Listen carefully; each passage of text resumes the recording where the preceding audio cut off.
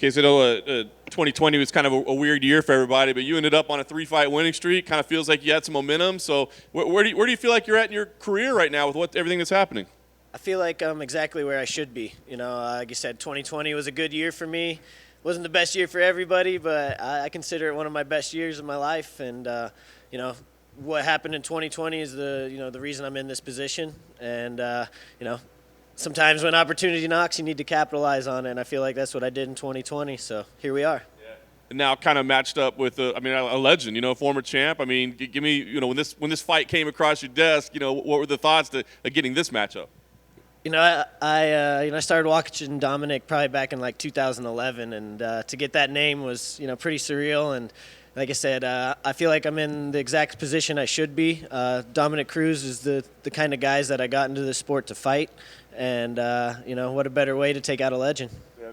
It was funny. I saw a lot of people asking if he felt disrespected being on the prelims. What about you? You feel like you're a pay-per-view main card fighter now? Yeah, I mean, shoot, the featured bout on the prelims is a step up for me, so I'm pumped with that. But, like he said in an interview, we all get paid the same no matter where we're at in the card. And, the featured bout on the prelims is a good spot to be in. So I'm still working my way up, maybe a main card next fight.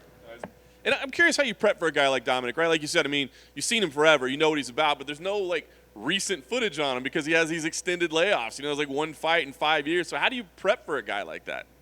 Any fighter that I prepare for, first thing I do is prepare myself, sharpen everything that I have and everything that I've been working for and working towards. So obviously at this level, you got to take into fact that guys like Dominick Cruz are a little bit unique.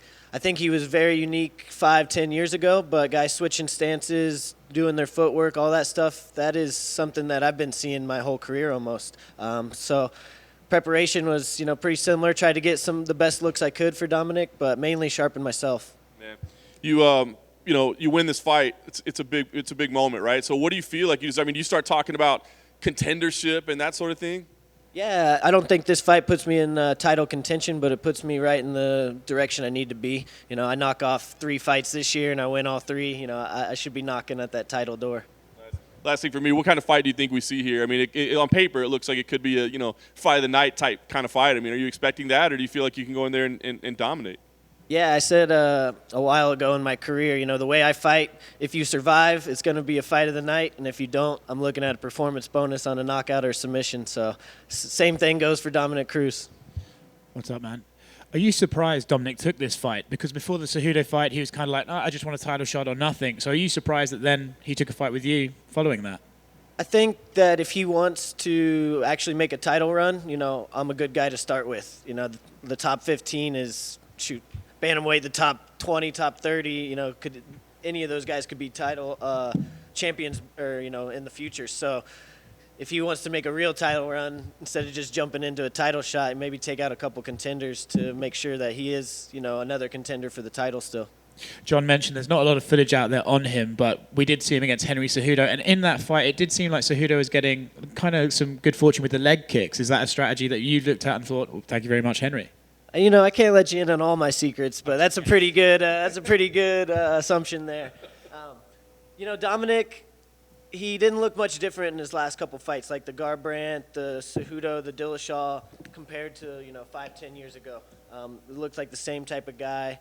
Obviously, he's got a high fight IQ. I'm expecting maybe some curveballs in there as well. But Dominick Cruz has his style, and it really hasn't changed much in the last 5-10 years. You mentioned that he's one of those guys that you sort of grew up watching. Have you sort of anticipated the moment? I can only imagine how surreal it's going to be when you're in a cage. You go, oh, that's Dominick Cruz.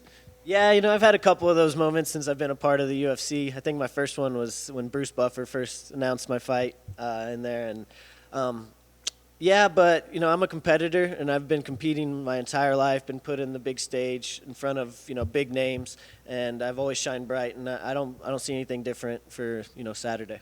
Thanks, man. Last one from me. Outside of your own fight, there's obviously a big blockbuster main event this Saturday. Let's hear your thoughts on it, your prediction. Who's winning, Israel or Jan Blachowicz? Jan. I'm going to go Jan. I'm going to go against Izzy. Keep the champ out of there.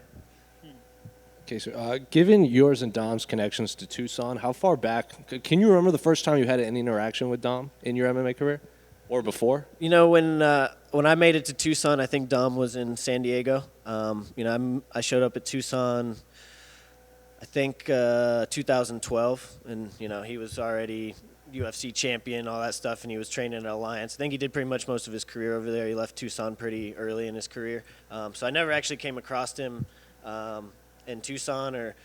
I think he's called a couple of my fights, but that's the only interaction I've had with him. I wouldn't even call that an interaction. I've heard him.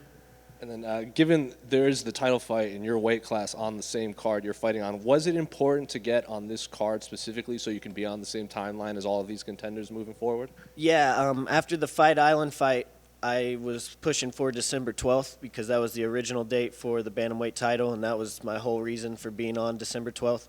Trying to get another one there at the end of the year too, but it worked out. The fight got moved, and I'm still on the bantamweight title card.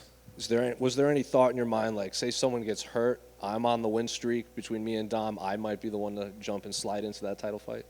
I'm definitely not the one that's making that decision, but I would definitely step in and fight Jan or Sterling, no problem. Who do you think wins that fight? Man, I'm going to go Jan.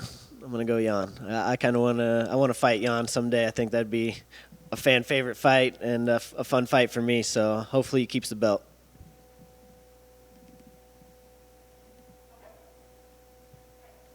Thank you, guys.